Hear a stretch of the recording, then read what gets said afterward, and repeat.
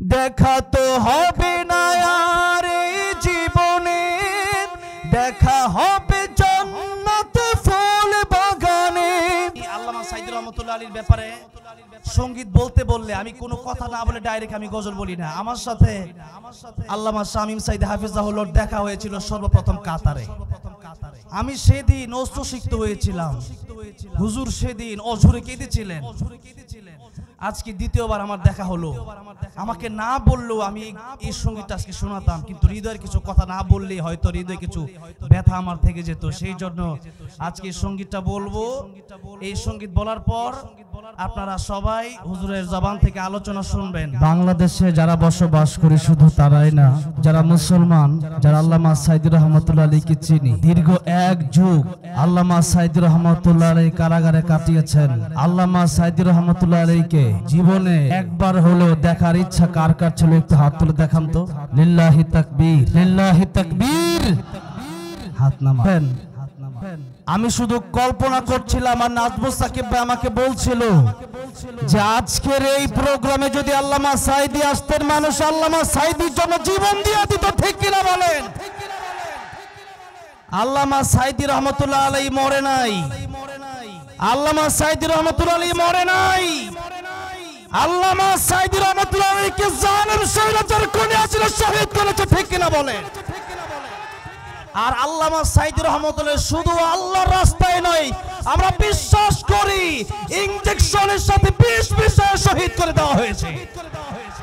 আজকে আমাদের সামনে যখন আল্লামা শামীম সাঈদী হাফিজাহুল্লাহ এসেছিলেন, আপনাদের এই বাঁধ ভাঙা জোয়ার, আপনাদের এই আনন্দ, আজকে আপনারা আল্লামা শামীম সাঈদী আল্লামা শামীম সাঈদী হাফিজাহুল্লাহকে পেয়ে যতটা খুশি হয়েছে এই জন্য। আল্লামা সাঈদী তুমি মরনি, শহীদ হয়েছ তুমি এটাই জানি।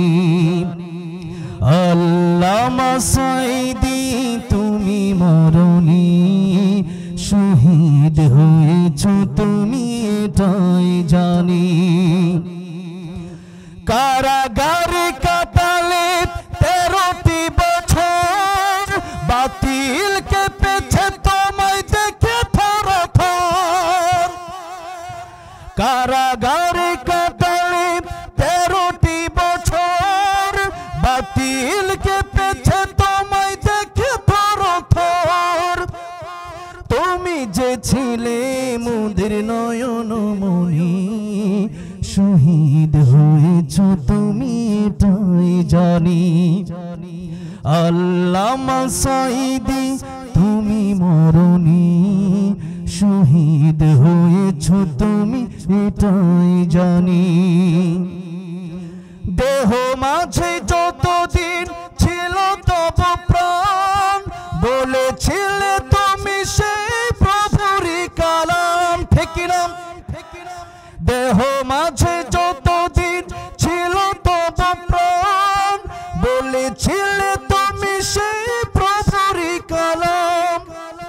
তাই তো ভাবি তোমায় প্রতিদিনই, শহীদ হয়েছ তুমি এটাই জানি।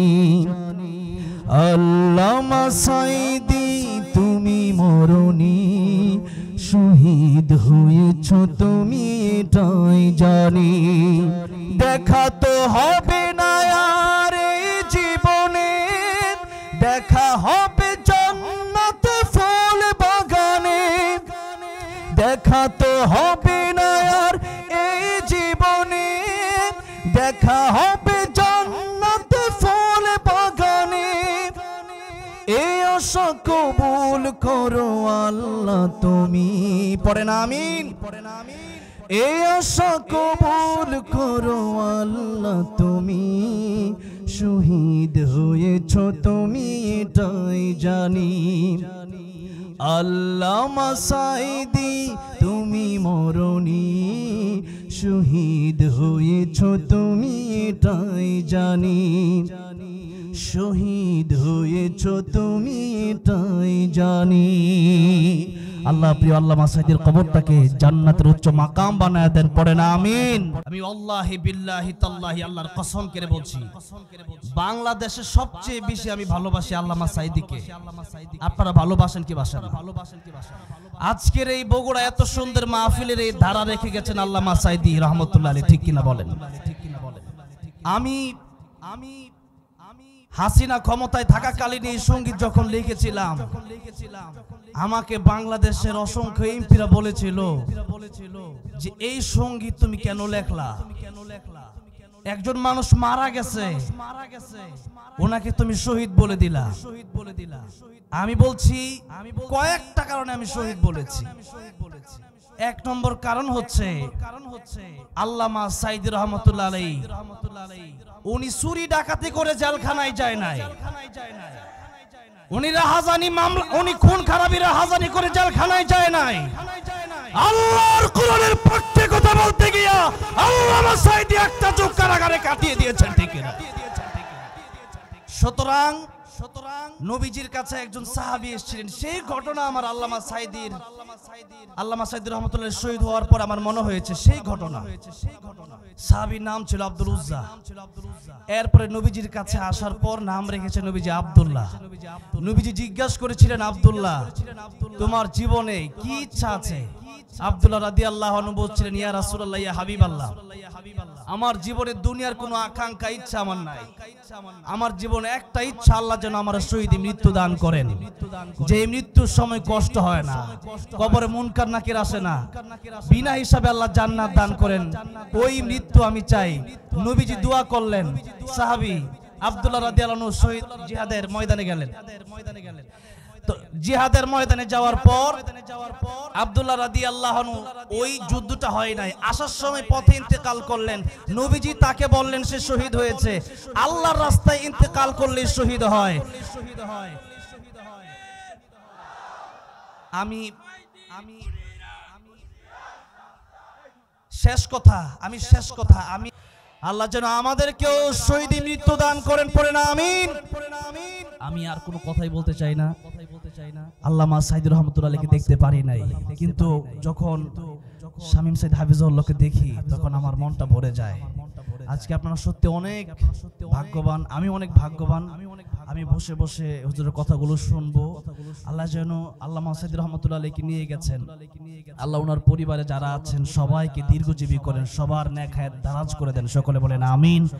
আসসালামু আলাইকুম ওয়া রাহমাতুল্লাহি ওয়া বারাকাতুহু।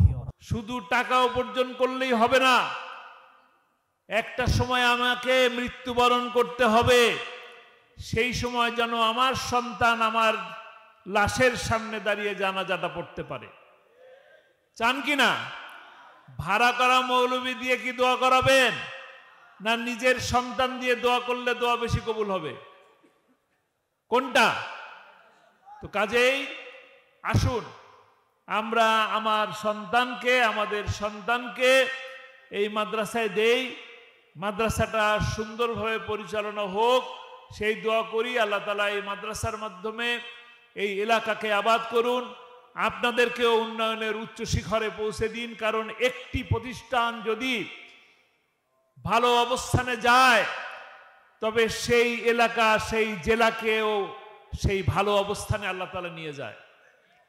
কোরআন আমাদেরকে ওই সম্মান দিবেন, যে মানুষটাকে ভালোবাসেন কোরআনের জন্য ওই একই রকম ভালোবাসা আপনিও পেতে পারেন যদি আমরা কোরআনকে ওইভাবে ভালোবাসি, ধারণ করি।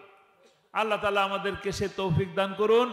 সর্বশেষ কথা বলবে এইটা যে আমার এই ভাইরা ঢাকা থেকে দূর থেকে এসছেন আপনাদের সামনে কোরআনের তেলাওয়াত করার জন্য, সুমিষ্ট স্বরে বিশ্ব জয় করেছেন যে সুরে সেই সুর আপনাদেরকে শোনাবেন।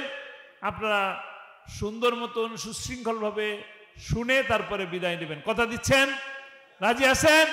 কেউ নড়বেন না ইনশাআল্লাহ।